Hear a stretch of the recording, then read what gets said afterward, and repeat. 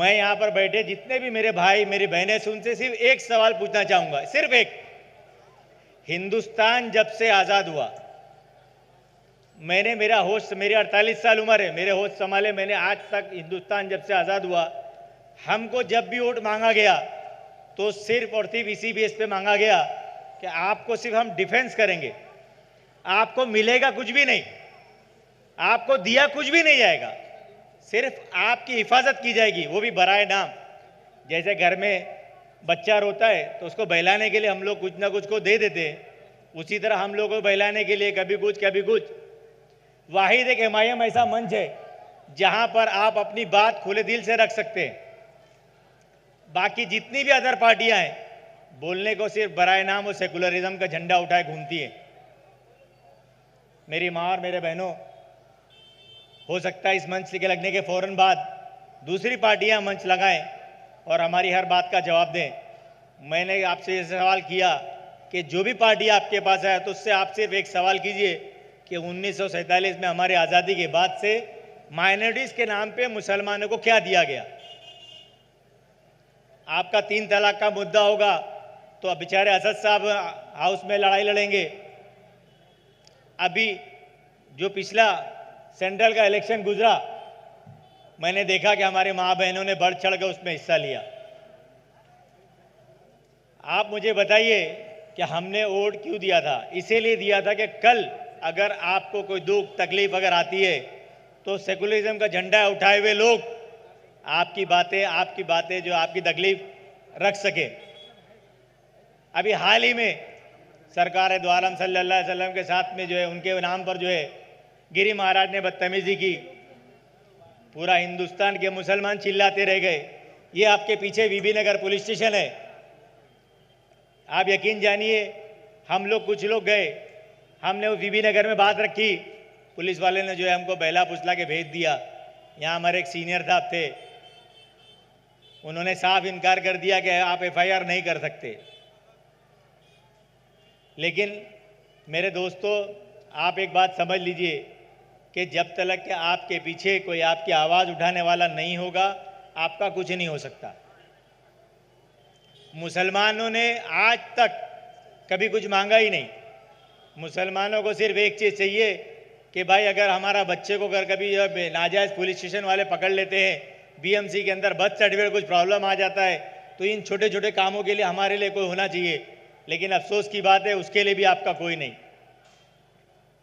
आज अल्लाह के करम से ऊपर वाले ने जो है, एमआईएम ने जो है, आपकी एक बहन जो कि एडवोकेट है, कायदे कानून जानती है, आपके बीच में आके खड़ी है।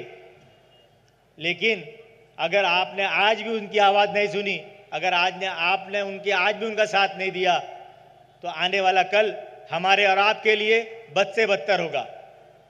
ये बात आप समझ लीजिए। कुछ लोग बोलते हैं कि अरे क्या फ़ायदा वोट देके, वोट खराब होगा। आप उनको बताइए कि कैसे खराब होगा। इलेक्शन जीतना माने नहीं है, आप ये बात पे समझ लीजिए। इलेक्शन के बाद जो वोटिंग होती है उसमें काउंटिंग होती है कि आपने किसको अपना लीडर, किसको अपना कायद माना, उसके पीछे कितने लोग हैं, वो आपकी ताकत बनती है। हार और जीत तो अल्लाह के हाथ में है। मेहनत करना मेरा और आपका काम है, सिला देना ऊपर वाले का काम है। कोई इस बात की गारंटी नहीं दे सकता मेरे भाई कि आप जो है सेना को वोट देंगे तो वो जीत जाएगी, आप एमआईएम को वोट देंगे वो जीत जाएगी, या कांग्रेस को वोट देंगे वो जीत जाएगी। इस बात की गारंटी कोई भी नहीं दे सकता। असल जो है वो आपका दिया वोट, वो आपकी वो ताकत है जो आपका लीडर जब जाके खड़ा होता है तो वो उसके पीछे दिखाई देता है कि इनको 40,000 वोट मिले, इनको 50,000 वोट मिले। एमएलए और एमपी कोई हैसियत नहीं, उनके कोई माने नहीं है, ये आप समझ लीजिए। आज माहौल हम लोग का इतना, मैं आपको एक चीज़ और बताता हूँ। देखिए, मैंने बताया ना मैं लीडर नहीं हूँ, मेरी बातें आगे पीछे हो सकती है। 93 के फसाद के बाद पूरे हिंदुस्तान में हमने कांग्रेस का बाइकआउट किया। मैं ये इसलिए बता रहा हूँ ताकि आप अपनी ताकत को समझिए, आप अपने वोट की अहमियत को समझिए। 93 फसाद के बाद पूरे हिंदुस्तान ने कांग्रेस का बाइकआउट किया।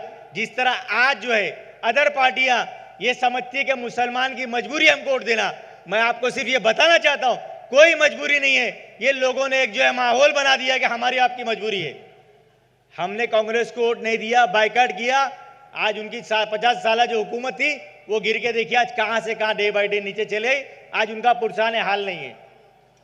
तो आप अपनी ताकत को समझिए। अगर आज अपने अपनी ताकत को नहीं समझा तो आने वाला वक्त हमारे लिए, तो देखिए मैंने जैसे बताया मेरी 50 साल उम्र हो गई, हम लोगों की बात करिए, अब हमारे बच्चों का दौर आने वाला है। आप सोचिए उनका क्या होगा। आज हमको जॉब नहीं है, आज हमको कारोबार नहीं है। आप जो है आज हमारे बच्चे जो बेचारे क्या कर रहे हैं, लाज में उनके पास एजुकेशन नहीं है। आज कोई गवर्नमेंट पॉलिसी आपको नहीं देने को तैयार है। आपके पास गवर्नमेंट के पास 1760 पॉलिसी आती है, स्कीमें आती है, लेकिन आप तक पहुंचाने वाला कोई नहीं है। उसकी वजह सिर्फ और सिर्फ ये है कि हमने जो है ना कभी भी वोट ये सोच के दिया ही नहीं कि कोई सही आदमी, कोई पढ़ा लिखा आदमी आए, कोई जानकार आदमी आए जो आपको आपकी बातों आप तक पहुंचाए कि आपको किन चीज़ों से फायदा होगा, किन चीज़ों से नुकसान होगा। बस एक आएंगे कि आप अगर वोट हमको नहीं देंगे तो बीजेपी जीत जाएगी। अरे 2014 से बीजेपी जीत गई, आप बताओ ना आपका क्या फायदा हुआ। अभी सेंट्रल इलेक्शन में आपने अपोजिशन को बहुत मजबूत कर दिया, मगर उससे आपको क्या फायदा हुआ।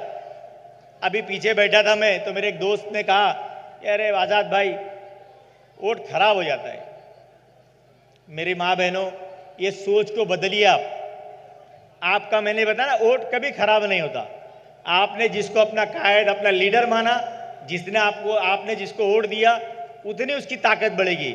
और मैं आपसे यकीन दिलाता हूँ, मेरी बहन आपके सामने बैठी है, आप एक बार उनका साथ दीजिए, देखिए वो आपके लिए क्या से क्या करेंगे। पढ़ी लिखी औरत है, सबसे बड़ी बात, आज वो पढ़ी लिखी औरत है, कायदे कानून जानने वाली औरत है। मजाल नहीं है कि आपके सामने आपके साथ कोई गलत कर दे अगर आपने उनका साथ दिया तो। ये मेरा वादा है। या मेरे बहुत से भाई मुझे जानते हैं, लॉकडाउन के अंदर अगर वाहिद कोई पुलिस वालों से जो है आपके लिए लड़ाई लड़ता था तो आपका ये भाई लड़ता था, लेकिन मैं भी कहीं ना कहीं मजबूर था, अकेला था, मेरे आगे पीछे कोई नहीं था।